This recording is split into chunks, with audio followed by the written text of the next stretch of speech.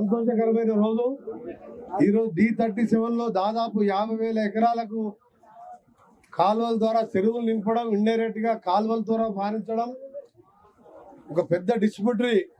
ఆ రోజు 2008లో మన ప్రభుత్వంలో 2004లో నేను ఈ డిస్ట్రిబ్యూటరీని శాంక్షన్ చేయించి, అప్పుడు ఓన్లీ మెయిన్ కెనాల్ ఉండే. 2004లో మన ప్రభుత్వం వచ్చినాక ప్రియతమ ముఖ్యమంత్రి అప్పటి దివంగత నేత రాజశేఖర రెడ్డి గారి ఆధ్వర్యంలో అన్ని డిస్ట్రిబ్యూటరీ పైకి వెళ్ళి దేవరకొండని గుర్రంపూడి దేవరకొండకి వెళ్ళి నా ఆయింటిపాలెం వరకు దాదాపు 400 కోట్లతో డిస్ట్రిబ్యూటరీ నిర్మించుకున్నాం. అందులో మేజర్ డిస్ట్రిబ్యూటరీ ఇదొకటి. ఇక్కడనే ఆగస్టు 2008 డేటు 11th అనుకుంటాను కరెక్ట్ డేటు. ఆ రోజు రాజశేఖర గారి నుంచి ఇదే విధంగా గేట్లు నేను, అడిషనల్ కలెక్టర్ శ్రీనివాస్ గారు, మా ఎస్సీ గారు, మా జడ్పీడీ లక్ష్మయ్య గారు, మోహన్ రెడ్డి గారు, ఇక్కడ ఉన్న మా రాజు గారు కానీ, మా మున్సిపల్ టీం అందరు నాయకులు ఉన్నాం.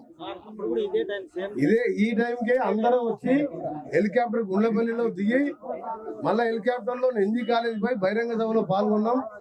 ఆ రోజు రాజశేఖర రెడ్డి గారి పుణ్యాన మనం ఈ డిస్ట్రిబ్యూటర్ పూర్తి చేసుకొని అప్పటికెళ్ళి నిరంతరంగా నీళ్లు ఇస్తున్నాం. ఒక్క పోయిన సీజన్ తప్ప కరువుతోని మనకు రాక, అప్పుడు మన గవర్నమెంట్ మారంగానే మన మీద ఏడ్చి వస్తే మనకు దిష్టి తగిలింది. ఇప్పుడు దిష్టి పోయింది. కాంగ్రెస్ పార్టీలో వర్షం కూడా కాంగ్రెస్ పార్టీలో కలిసిపోయి ఇవ్వాలా మన అందరి ముఖాల్లో సంతోషం. నాకైతే పట్టరాని సంతోషం అనిపిస్తుంది. ఎందుకంటే ఆ రోజు మా నాయకుడు ఓపెన్ చేసిన గేట్లని ఈరోజు నేను ఓపెన్ చేసిన. మనం ఈరోజు మీ అందరికీ హామీ ఇస్తున్నా, D39, D40, 41 పైన D29, 30 ఇప్పుడు వాడికి పోతున్నాం. అక్కడ కూడా ఓపెన్ చేస్తున్నాం.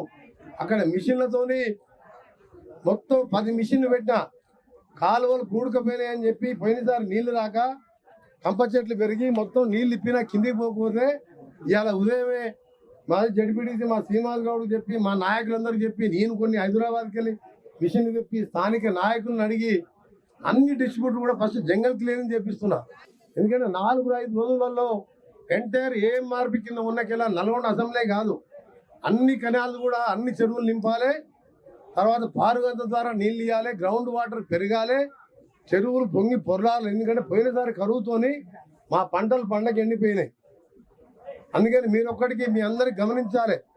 2004లో నేను 2వసారి గవర్నమెంట్ వచ్చినప్పుడు రాజశేఖర రెడ్డి ముఖ్యమంత్రిగా ఇది ఊహించిన, ఎప్పుడైనా కరువు వచ్చి శ్రీశైలంలో నీళ్లు లేకపోతే, కర్ణాటకలో వర్షాలు పడకపోతే, సాగర్లో మనం అనుకున్న AMRP మోటార్లకు మనం బ్యాక్ వాటర్ ద్వారా మోటార్ల లెవెల్ సరిపోకపోతే ఈ కరువు వస్తుందని తెలిసి నేను 2,000 కోట్లు ఆ రోజు రాజశేఖర రెడ్డితో కొట్లాడి 43 కిలోమీటర్ల సొరంగం, ఆ సొరంగం ప్రపంచంలో ఒకటే సొరంగం మధ్యలో ఎక్కడ ఓపెన్ చేద్దామన్నా పైన టైగర్ రిజర్వ్ ఫారెస్ట్, దాని పర్మిషన్ కూడా 15 ఏళ్లకు PV నరసింహ ప్రధానమంత్రి అయింది కాబట్టి ఆ పర్మిషన్ వచ్చింది. అది సైలెంట్ బోరింగ్ మిషన్ ద్వారా చేయాలని, పురులకు ఎఫెక్ట్ కావద్దని రకరకాల కండిషన్ పెట్టి లైనింగ్ కూడా తొవ్వేటప్పుడే చేయాలని కండిషన్ పెడితే, ఆ కండిషన్ల ద్వారా జయప్రకాష్ అనే కంపెనీ రేపు నేను 5వ తారీఖు అంటే సోమవారం రాత్రి అమెరికా పోతున్నా, బేస్తవారం శుక్రవారం అక్కడ ఆ కంపెనీ వాళ్ళతో మీటింగ్ పెడుతున్నా. రాబిన్స్ అనే కంపెనీ ఒకటే ఉంది ప్రపంచంలో, 1964లో స్థాపించబడ్డ ఆ కంపెనీ పట్టుకొని జయప్రకాష్ కంపెనీతో టెండర్ వేయించి 33 కిలోమీటర్లు తోపించడం. మొదటి టనల్ మధ్యలో గ్యాప్ వస్తుంది, 2వ టన్ను 7.5 కిలోమీటర్లు కోస్టల్ ఇంజనీరింగ్ తోని మన కాంగ్రెస్ ప్రభుత్వం కంప్లీట్ అయింది. ఈ ప్రాంత ప్రజల దురదృష్టమో ఏందో కానీ అప్పుడు నేను తెలంగాణ రాజీనామా చేయగానే కిరణ్ కుమార్ రెడ్డి ఆపేసాడు. ఆ తర్వాత నేను అసెంబ్లీ కేసీఆర్ ముఖ్యమంత్రి అయినాక ఆయన ఇచ్చిన హామీల మీద దళిత ముఖ్యమంత్రి కానీ, డబుల్ బెడ్రూమ్ కానీ అన్నిటి మీద పోరాటం చేస్తూ KG to PG వరకు చదివిస్తారు పోరాటం చేస్తుంటే ఒక్క పైస ఇవ్వకుండా ఆ సొరంగాన్ని పక్కన పడేసిండు. ఇది ఊహించిన ఈ కరువు వస్తుంది పోయినసారి లాగానే ఊహించి శాంక్షన్ చేసిన ఇవాళ గర్వంగా చెప్తున్నా, బ్రాహ్మణవేలు ప్రాజెక్ట్ నడవాలన్నా సొరంగం పూర్తి కావాలి. ఇవాళ అదే కోమటిరెడ్డి వెంకరెడ్డి నన్ను అసెంబ్లీలో ఇల్లు కట్టలేదని చెప్పి గట్టిగా అడిగితే కుర్చీ ఎక్కినంత మాత్రాన ఆ సభ్యత్వాన్ని రద్దు చేసిండు. మళ్ళా 3 ఏళ్ళకే పార్లమెంట్ సభ్యులైన 3 నెలలకే ఢిల్లీలో తీసుకొచ్చి వేల కోట్ల నిధులు తీసుకొచ్చిన దేశవ్యాప్తంగా కోమటిరెడ్డి వెంకరెడ్డి తెలిసిపోయింది. మళ్ళా మీ ఆశీర్వాదంతో ఎమ్మెల్యేగా మంత్రిగా మీ అందరికీ హామీ ఇస్తున్నా 30 నెలలలోపు సొరంగ మార్గం ఈ కాలువలకు ఎక్కడ ఇబ్బంది లేకుండా కోడికలు తీతలు కానీ లైనింగ్లు కానీ ఎక్కడ అవసరం అక్కడ చేస్తూ బ్రాహ్మణ వెలుగులో పూర్తి చేస్తూ అక్కడ మహబూబ్నగర్కి వెళ్ళి పాలమూరుకి వెళ్ళి కానీ సొరంగం నుంచి గ్రావిటీ ద్వారా 2 పంటలకు బారుగంత ద్వారా నీళ్ళు వస్తాయి. మీకు మీరు అర్థం చేసుకుంటలేరు. ఇప్పుడు ఏం మార్పు ఓటర్ల కోసం ఎదురు చూస్తున్నారు మీరు. రేపు సొరంగం పూర్తి అయితే నాతో పని లేదు నీకు. ఇక 2 పంటలకు పురుషు దాకా నీకు నీళ్ళు మీరు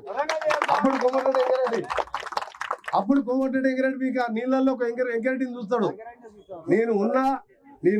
నేను లేకున్నా ఎమ్మెల్యే ఉన్నా చనిపోయినా బతికినా ఆ నీళ్ళల్లో వెంకరెడ్డి కనిపిస్తాడు. ఆ సొరంగాన్ని పూర్తి చేస్తా. గౌరవ ముఖ్యమంత్రి గారు రేవంత్ రెడ్డి గారు ఉత్తమ్ కుమార్ రెడ్డి గారు నిన్ను అడగగానే నిన్ననే మంత్రి గారు చెప్పాను, మీ మంత్రి గారి కాన్ఫరెన్స్లో ఏదంటే సాయంత్రం ఒకటే చెప్పాడు సాగర్లా. విన్నారా లేదా మీరు? కోమటిరెడ్డి వెంకరెడ్డి కాన్ఫరెన్స్లో ఏదంటే అది అన్నాడు.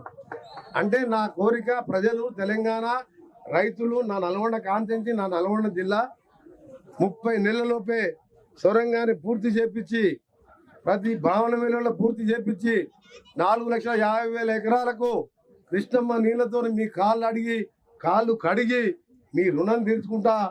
రాజకీయాలలో ఉన్నాడు ఎన్నేళ్ళు బతికినవని కాదు, ఎన్నిసార్లు గెలిచినవని కాదు, ఎన్ని మంచి పని ఒక్క మంచి పని చేస్తే 100 ఏళ్ళు చరిత్రలో మిగిలిపోదు. 100 ఏళ్ళు బతికి ఏం చేసామని కాదు. నా కోరిక వెలవబోతుంది. రేపు అమెరికా పోయిన తర్వాత ఆ కంపెనీ వాళ్ళతో కూడా ఒక బేరింగ్ మిషన్ పోతే ఒక మిషన్ ఆగిపోయింది కాబట్టి దాన్ని త్వరగా తెప్పించి ఆ కంపెనీ మేనేజ్మెంట్ అందరు రాలేరు. పెద్ద కంపెనీ గవర్నమెంట్ ముఖ్యమంత్రి గారే గవర్నమెంట్ ఖర్చులతోనే నన్ను పంపిస్తున్న అక్కడికి.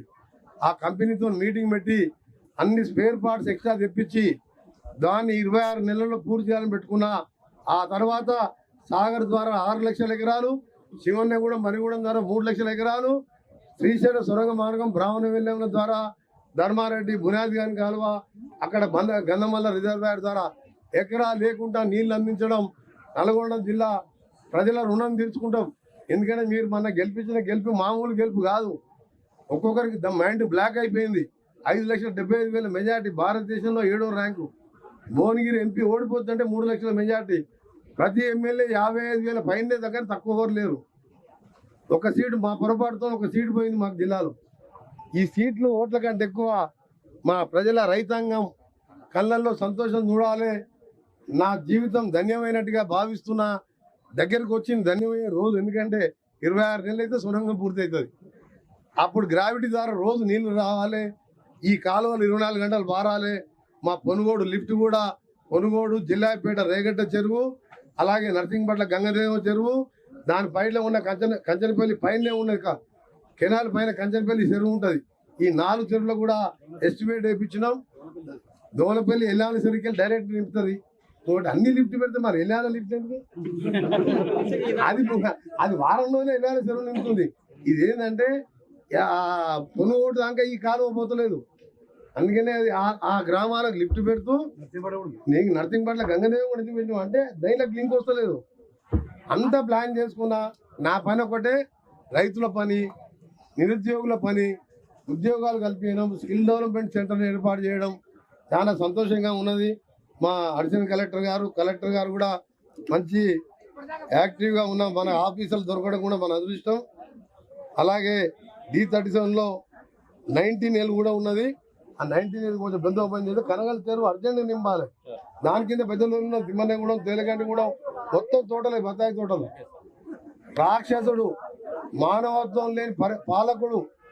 ఎప్పుడైతే పాలకులకు మంచి గుణం ఉండదో, నేను, నా కుటుంబం, నా బిడ్డ, నా అల్లుడు, నా మన్మడు అని స్వార్థం పెరిగిపోయి ప్యాలేసులు కట్టుకొని 100 కోట్లతోని ఫామ్ హౌసులు కట్టుకొని ఒక స్వార్థంతో పరిపాలించిన నాయకులు ఉంటే కరువుతోని విలవిల్లాడే కాదు. కాళేశ్వరం 7 లక్షల కోట్లతోని అప్పు తెచ్చి కాళేశ్వరం 2 లక్షలు కట్టిండు, కూలిపోవడం అయింది. ఇదే సొరంగానికి ఆ రోజు 1000 కోట్లు 2,000 ఇస్తే బ్రాహ్మణ వెల్లెంలో పూర్తి అవుతారు. సొరంగం పూర్తి అయితే 20 ఏళ్ళల్లో మనం 10,000 కోట్ల పంట తీసుకుంటాం మనం. కానీ పాపాతుడు ఈ కోమటిరెడ్డి వెంకరెడ్డి మీద కోపంతో నిధులు ఇవ్వలేదు.